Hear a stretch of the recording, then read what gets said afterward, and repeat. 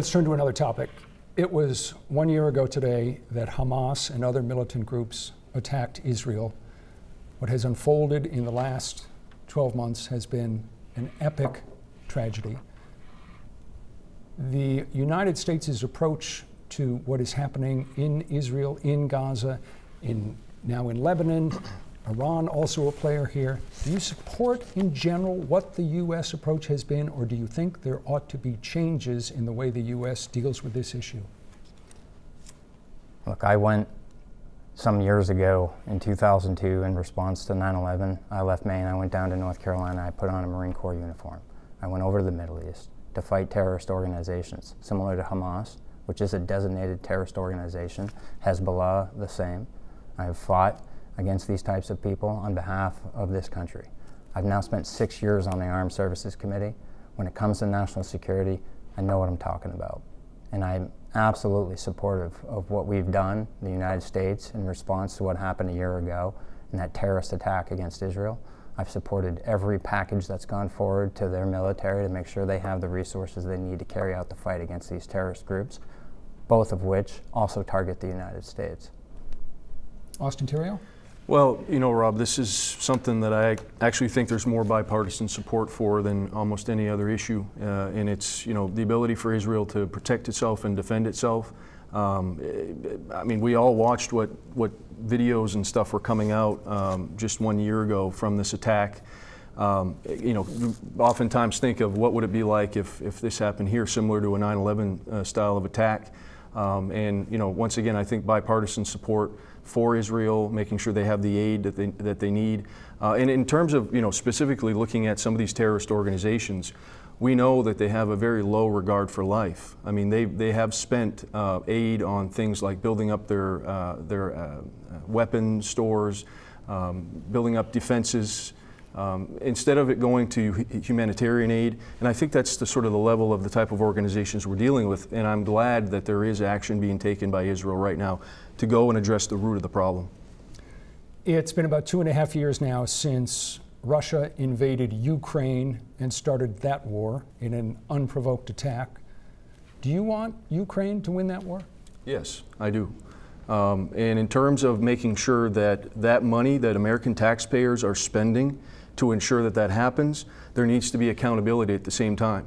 You can want to make sure that Ukraine's successful, make sure that there's not an expansion of pressure put on NATO around that area, but you can also ask the hard questions to make sure that that money's being spent usefully, properly, and that there's no waste and fraud going on. Do you want Ukraine to win that war? Yes, and we have boots on the ground who are making sure that there's accountability for any U.S. aid going to that country.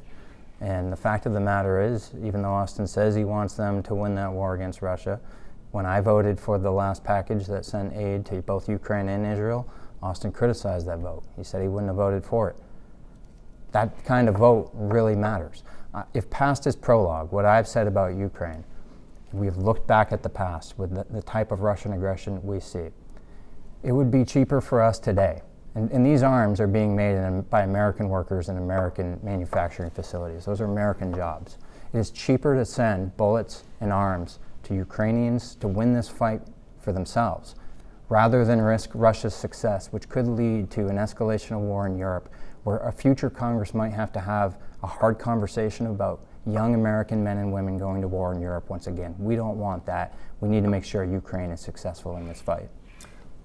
What has kind of unfolded is that the United States and its allies in Europe have provided Ukraine with the arms it needs to basically fight this war to a stalemate. That there are critics who say that Ukraine is not getting the arms it needs for victory. Do you think that more arms ought to be going to Ukraine, that the United States needs to increase its commitment to Ukraine? Well, once again, I don't know the exact answer to that. We have to make sure that we rely on some of the experts. And my comment to what Jared brought up was, I think that we need more oversight. We need to make sure that what is going on and what's being invested in Ukraine is going to make sure that the taxpayer is protected. We know what's going on right now with the hurricanes and the response and the lack of money. And it seems like there are some times when there's certainly a quicker response to other countries versus what we have, which is taking care of Americans here at home. Final word on the Ukraine issue, if you want one? Don't trust the experts, people like Jake Sullivan, who have nice degrees. He's the national in security advisor to security. the president right now. He's never worn the uniform, he's never been in combat, and he has constantly talked about we need to just give him a little bit. I think leading to a stalemate. I've been a part of a bipartisan coalition of mostly veterans in Congress saying that we need to go all in. That is how wars are fought. We have pushed for F-16s, we have pushed for HIMARS, we've pushed for Abrams tanks. At first, people like Jake Sullivan have said no. Ultimately, they've gotten to yes. And they should have been from the very beginning. So I would agree that the Biden administration has been way too slow in getting the tools into the hands of the Ukrainian warfighters to get out there and not just fight to a stalemate, but win.